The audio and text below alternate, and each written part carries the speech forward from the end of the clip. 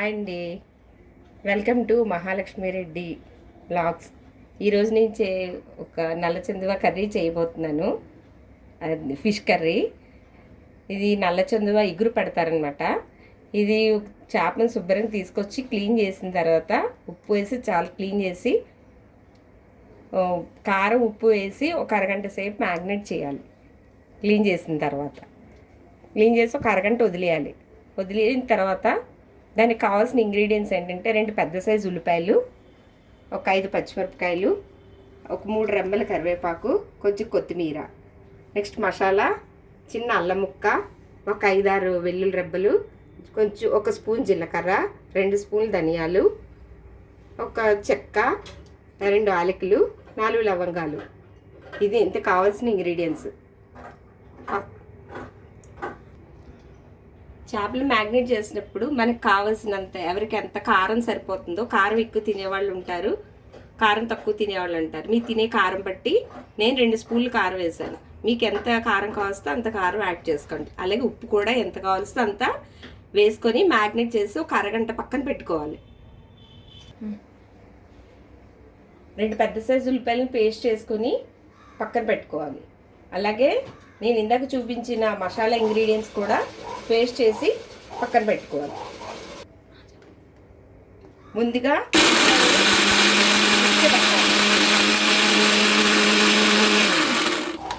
పెట్టుకోవాలి.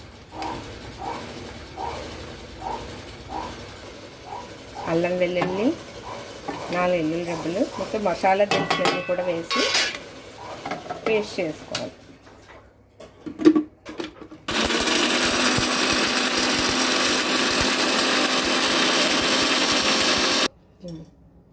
ఇలా అల్లం ఉల్లిపాయ ముద్ద మసాలా పేస్ట్ చేసుకొని పెట్టుకోవాలి. ఇలా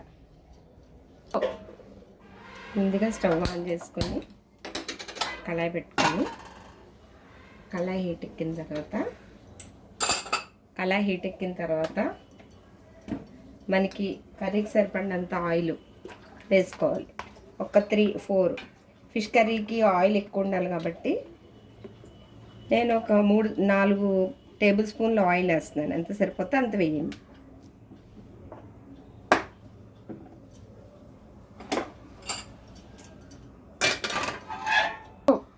ఆయిల్ హీట్ ఎక్కిన తర్వాత పచ్చిమిరపకాయలు వేయాలి.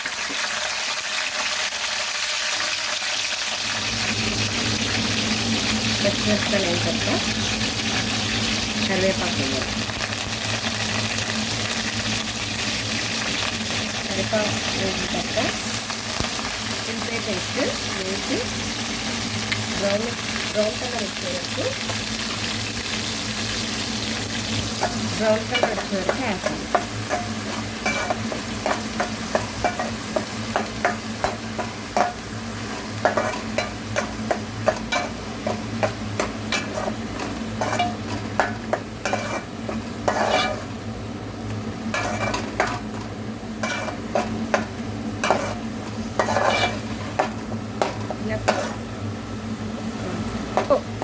ఈ అల్లం వెల్లుల్లి పేస్ట్ పచ్చివాసన పోయే వరకు ఫ్రై చేసుకోవాలి. కొంచెం గోల్డెన్ కలర్ వచ్చే వరకు. ఇలా ఫ్రై అయిన తర్వాత మనం ముందుగా అల్లం వెల్లుల్లి పేస్ట్ మసాలా అంతా ఆడపెట్టుకునే దాన్ని కూడా గ్రైండ్ చేసుకునే దాన్ని ఈ అల్లం వెల్లుల్లి పేస్ట్లో వేసి బాగా ఫ్రై చేసుకోవాలి.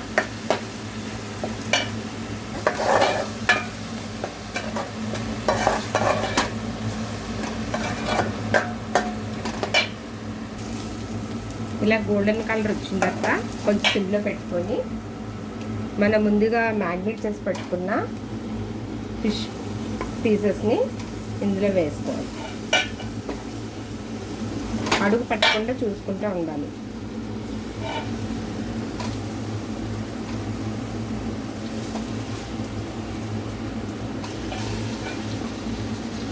వేసుకున్నాక ఒక 1/2 గంట సేపు మగ్గనివ్వాలి. ఎక్కువసేపు ఫిష్ని మగ్గనివ్వకూడదు, విడిపోతుంది, ముక్క విడిపోతుంది. కాబట్టి ఒక 10 మినిట్స్ మగ్గ పెట్టుకోవాలి మూత పెట్టి.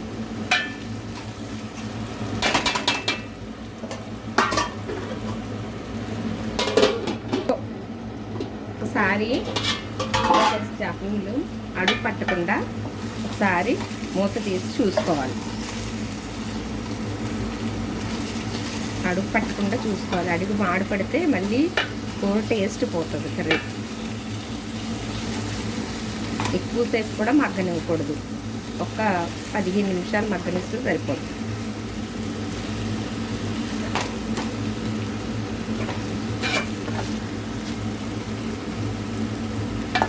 మగ్గనిస్తే ఎక్కువ మగ్గితే ముక్క విడిపోతుంది. ముక్కలంగా ఉండదు. కొంచెం దీంట్లో కొత్తిమీర మగ్గినప్పుడు కొంచెం కొత్తిమీర వేసుకొని మగ్గనివ్వాలి.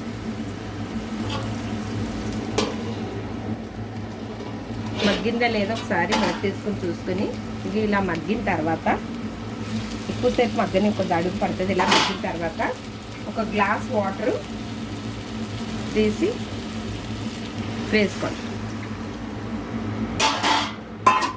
గ్లాస్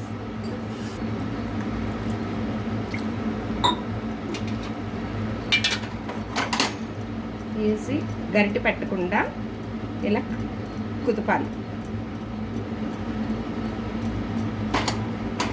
కుదిపి వేసిన తర్వాత ఇప్పుడు ఉప్పు కారం ఏమైనా సరిపోకపోతే యాడ్ చేసుకోవచ్చు. ఇప్పుడు ఉప్పు చూసుకోవాలి. కారం ఉప్పు ఇప్పుడు చూసుకోవాలి. సిమ్లో పెట్టుకొని చేయాలి ప్రాసెస్ అంతా.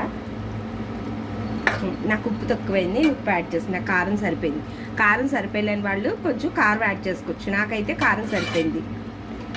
ఉప్పు తక్కువ ఉంది, కొంచెం సాల్ట్ యాడ్ చేసుకోవాలి సరిపడినంత.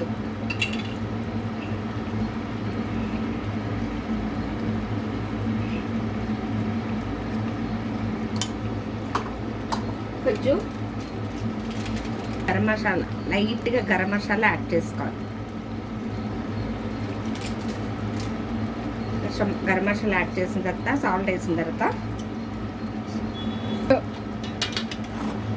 గరం మసాలా కొంచెం లైట్గా యాడ్ చేసిన తర్వాత మళ్ళీ సాల్ట్ అది వేసాను కదా, ఒకసారి ఇలా కుదుపుకుని గట్టి పెడితే ముక్క విడిపోతుంది. ఎక్కువ వాటర్ వేయకూడదు, ఒక గ్లాస్ వాటర్ సరిపోతుంది. చేపలకి ఎక్కువ వాటర్, ఇది ఇగురు కర్రీ కాబట్టి పులుసు కాదు కాదు ఇగురు, కానీ కర్రీ టైం కాబట్టి దీనికి ఎక్కువ ముక్క విడకుండా చూసుకుని సాల్ట్ అది వేసాం కదా, ఇప్పుడు మళ్ళీ ఒకసారి చెక్ చేసుకోవాలి సరిపోయిందా లేదా అని చూసుకోవాలి. నాకు సరిపోయింది సాల్ట్. ఇప్పుడు మూత పెట్టుకొని కొంచెం మగ్గనివ్వు. ఇంకా అయిపోయింది లాస్ట్. ఇలా అయిన తర్వాత కొంచెం కొత్తిమీర గార్నిష్ చేసుకుని దగ్గర పడిన తర్వాత ఇలా దగ్గర పడిన తర్వాత కొత్తిమీర వేసి ఇంకా స్టవ్ ఆఫ్ చేసుకోవాలి. అంతే, ఎంతో రుచికరమైన నల్ల చందువ ఇగురు రెడీ అయింది. మీరు ఒకసారి ట్రై చేసి ఎలా ఉందో నాకు కామెంట్ చేసి చెప్పండి. ఈ కర్రీ మీకు నచ్చినట్టయితే లైక్ చేసి షేర్ చేసి సబ్స్క్రైబ్ చేయండి.